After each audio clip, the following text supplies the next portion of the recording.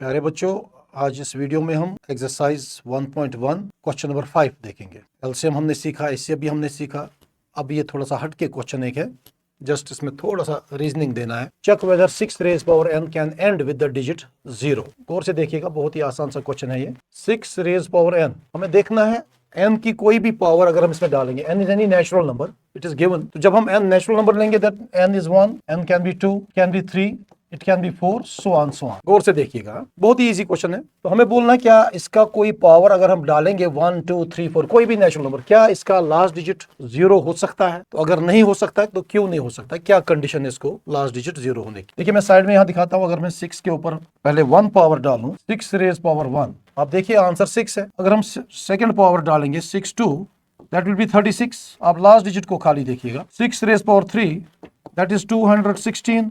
आप देखिए last digit फिर भी 6 ही आ रहा है। तो अगर आप कोई भी पावर इसमें डालेंगे तो ये लास्ट डिजिट कभी 0 नहीं होगा इसका, क्योंकि उसके लिए खास कंडीशन होती है। कोई भी नंबर एंड करेगा 0 में तब जब कम से कम इसका एक डिवाइजर 5 होगा, एक फैक्टर जरूरी 5 होना चाहिए इसका। End number should be divisible by 5, only then it can end with digit 0। For example 10 के ऊपर अगर पावर n रखा जाए, गौर से देखिएगा, ये बहुत ही इजी क्वेश्चन है। यहाँ 10 की कोई भी पावर डालेंगे आप देखिए लास्ट डिजिट इसका हमेशा 0 होगा। अगर हम 2 डालेंगे तो 10 का स्क्वायर, दैट विल बी 100, तो last digit will and with 0, क्योंकि यहाँ 10 में एक factor 5 is the divisor of 10 actually.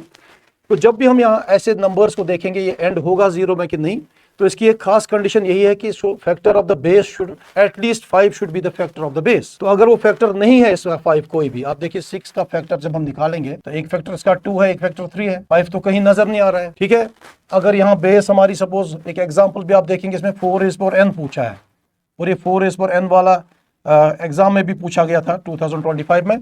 तो इसमें भी आप देखेंगे 4 का जब हम फैक्टर निकालेंगे 2s में आएंगे, तो 5 इसका फैक्टर नहीं है। तो देखो बेटा, हमने यहाँ से कुछ पावर्स इसमें डाले थे 1, 2, 3, क्योंकि यहाँ लिखा गया है नेचुरल नंबर डालना है इसमें। तो आपने देखा किसी भी पावर पे एंड 0 में नहीं करता है।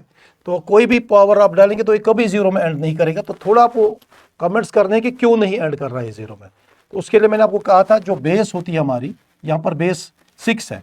आप देखिए अगर इसके फैक्टर्स निकालेंगे और 2s और 3s में आ रहे हैं, तो ये होना चाहिए कम से कम एक फैक्टर इसका 5 मौजूद, वही नंबर एंड करता है 0 में जिसका 5 डिवाइजर हो। तो 6 raise power n can not and, तो यहां हम सीधे लिखेंगे can not and with the digit 0, can not and with the digit 0। ये कभी भी 0 में एंड नहीं कर रहा है। तो आपने अब देखा इसका रीजन यही है, because it does not have 5 as its divisor, बस ये इसका आंसर यही है। 1 लाइन का ये क्वेश्चन जब पूछेंगे भी 1 लाइन का, तो वही बेसिस ऐड करते हैं 0 में जिनका 5 एक फैक्टर हो। 6 raise power n does not have any factor as 5, so it can never end with the digit 0। Hope you like the solution of this question.